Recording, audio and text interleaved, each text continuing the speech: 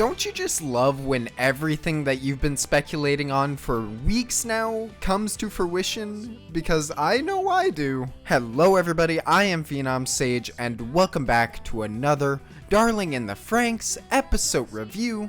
Today we're going to be talking about episode 11, Partner Shuffle. And for all of the things that we've been speculating on that came true, there was one thing that I misinterpreted last episode that is directly refuted here in this week's episode. And that is apparently adults no longer procreate. You'll remember that last week I commented on how the woman said that they are following an old tradition, the tradition of procreating and being there for your partner to make life easier. And it's here where it's confirmed that last episode what she meant was that was a tradition that they used to follow, but they don't anymore. Now this was brought up a ton to me in the comments last episode, and I bet a ton of you are probably typing "I told you so" right now. I'm still going to stand my ground and defend my point and say that her saying that last episode was either written or translated terribly. The fact that we even had to second guess what she meant at all is not a good thing, because when Zerome explicitly asks what the adults' partners are for, she says that we are following an old tradition,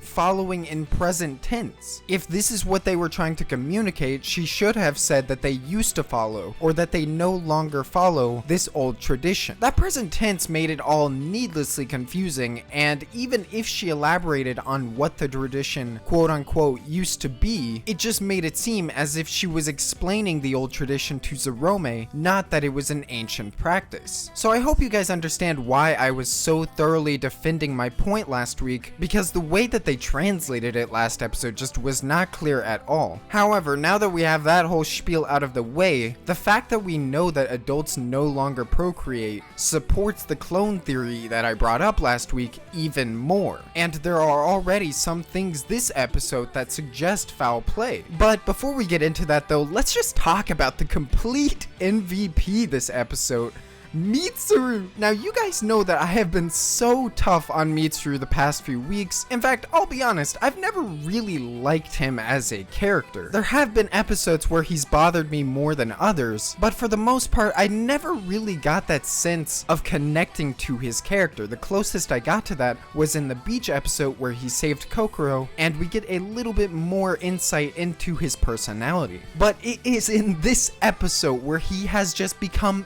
infinitely more likable and relatable than he was before. I think a lot of you misunderstood me before when I said that I didn't like what they did with Mitsuru in the Boys vs. Girls episode. A lot of you disagreed with me and refuted it, saying that that was a part of Mitsuru's character, being someone who's very reclusive and distant from everything else that's going on. However, my problem with that episode wasn't his character, but that the writers didn't give him any redeeming moments in the situations during that episode. I am fine with Mitsuru being a very cool guy, distant and blunt character. I think that fits the dynamic of this whole group very well. The issue is that he didn't have any moments that made him relatable, that made him still likable in spite of his personality. And it's here in this episode that shows that you can have Mitsuru's distant and cool guy nature, but still give him those moments that let us as an audience understand where he's coming from. We see a deeper side to his character. We see that he cares about Kokoro and wants to protect her. By the end, it seems like he's mellowed out a lot, and I hope this continues in the future because he too might reach that best boy status if this continues. I loved Mitsuru this episode. On the topic of Mitsuru, we actually get a bit more into his past that was explored way back in episode 3. And I enjoy that we're jumping off of the previous notion that Mitsuru was initially jealous of Hiro's success, that he wanted to be as respected and skilled as Hiro was back in the day. But it's here where we realize that that wasn't the case at all. Mitsuru merely wanted some form of acknowledgement from Hiro because he always looked up to him and respected him, and in the end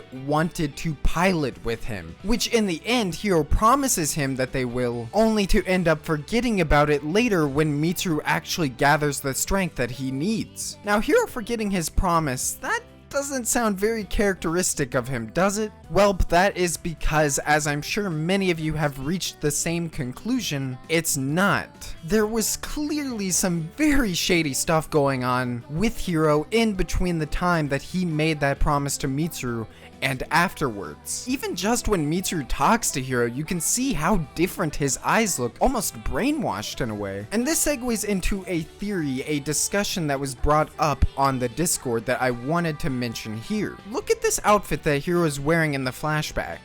Look at that, and now let's look back at a scene at the beginning of the OP.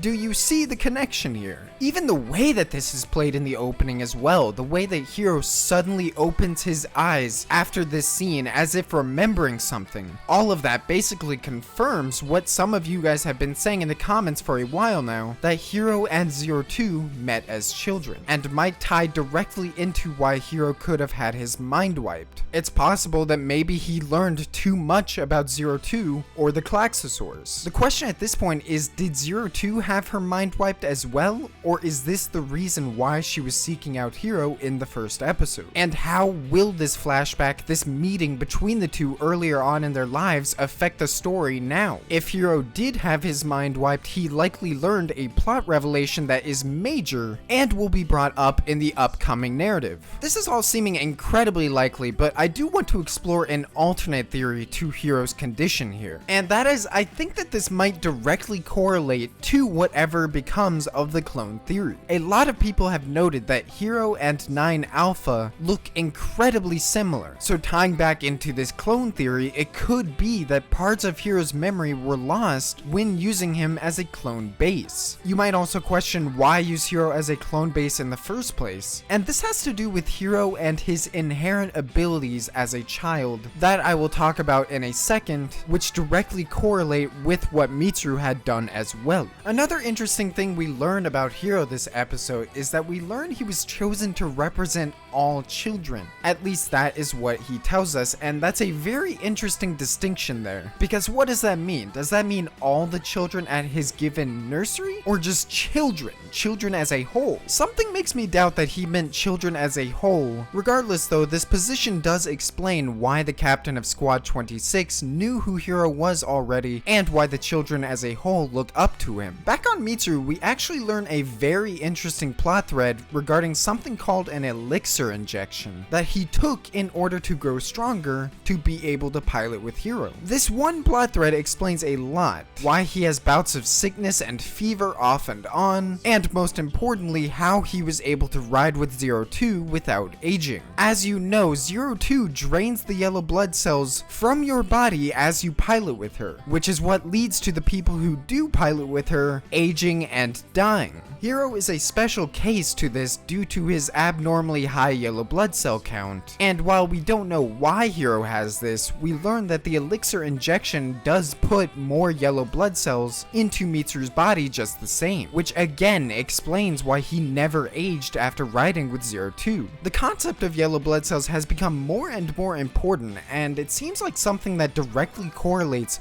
with your strength as a pilot, which makes sense when you consider that the injection, which is supposed to make you stronger, inserted more yellow blood cells into Mitsuru, and why Hiro is so naturally gifted. But no, when I watched the episode, if you have been following my reviews, you know exactly what part I audibly cheered at. The Ikuno Ichigo ship has taken its next step. Now again, the likelihood that anything will actually come of this is pretty low. Ichigo just does not feel the same way about Ikuno at all. But the fact that Ikuno took that first step to at least try the pistol-to-pistol piloting shows that a confrontation between the two is incoming. Maybe in the Ikuno-focused episode that we should be getting soon. But I love the line afterwards when she's talking to Ichigo just laughing off that entire situation, saying that she never expected it to work, and Ikuno getting offended at that and saying that she was being serious that whole time. Ichigo only saw it as a joke, and that of course hurt Ikuno's feelings. I wish we could have seen Ichigo's reaction to Ikuno saying this, because this will absolutely be important soon, but even some kind of aftermath in the next few episodes would be fine by me as well.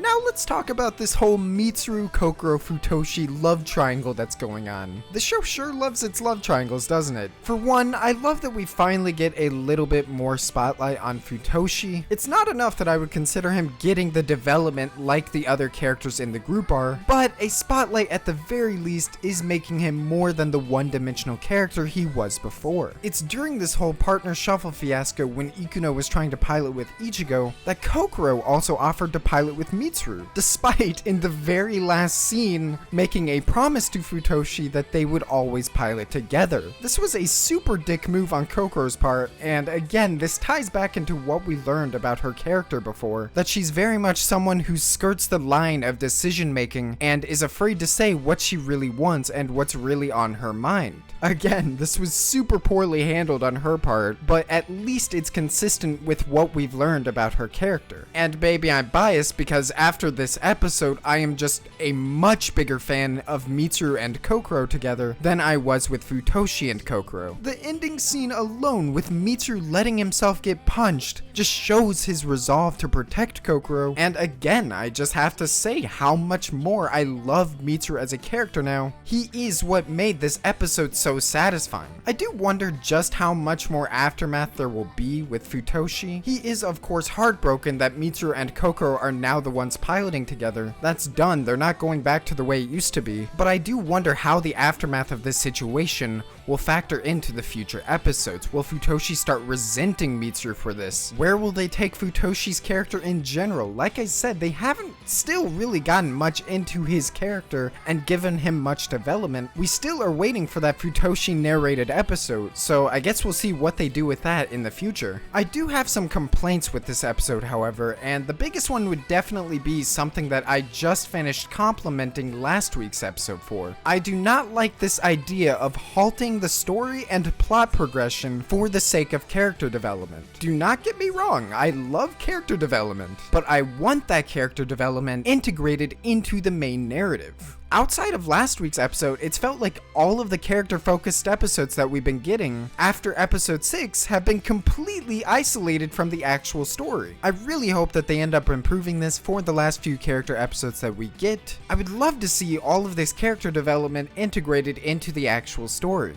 I also have to say that I just did not enjoy Zero Two's character this episode. She's been very distant and off-putting to not just the group, but Hiro himself. And I know that you can say that's point of what they're doing with her character right now, but it just makes her so less charismatic than she normally is. I'm not necessarily criticizing the writing for that, but I just want Zero Two back to her old self. She's also been flipping on a dime and getting out of control. In just this episode alone, we see her unrestrained, trying to rush in for that Klaxosaur and almost getting herself killed, as well as her going from saying that her and Hiro don't need to talk, despite him wanting her to open up to him more, in contrast by the end telling him that they'll always be together. It's just a lot of mixed messages, and I just really hope that we get old Zero Two back. Hopefully we'll also get to see what's really going on with her and why she's been acting the way she has recently. And finally, one last bit of world building information that I found interesting was Nana and Hachi's dialogue about Mitsuru being a target for pruning if he doesn't end up improving. We get back to this idea of what happens to the children when they leave. When they leave their squad, what ends up happening to these pilots? And we still don't know, and I still think that the truth will be a major revelation in the future. Whether we're getting that anytime soon, I don't know. And it's also during this conversation where they reconfirm once again what we've been saying for a while now, that despite this test team going against the methods that they've been using for every other squad, our team has made ridiculous improvement in our ability to take down Klaxosaurs, illustrating what Dr. FranXX has been aiming for all along. I don't know what point we have to reach before he considers it a success, but at least we can tell that we are making progress. Speaking of killing Klaxosaurs, it's during the entire sequence regarding Mitsuru and Kokoro that we learn that Zero Two and Strelitzia are not the only ones who can go into Stampede mode. If you recall, whenever Zero Two pilots Strelitzia alone, the FranXX goes into this animal-like form. Now previously I thought this was just exclusive to Zero Two because she's half Klaxosaur, but apparently all of the Franks seem to have that similar function, at least in our squad. I don't know if this extends to the generic Franks units as well, but I would doubt it. I think it has to do more so with our individualized units here. And before we end this review off, I just have to make a special note about how excellent the animation looked this episode. The fight itself looked gorgeous with tons of fluid animation, and the character acting scenes were also very well handled.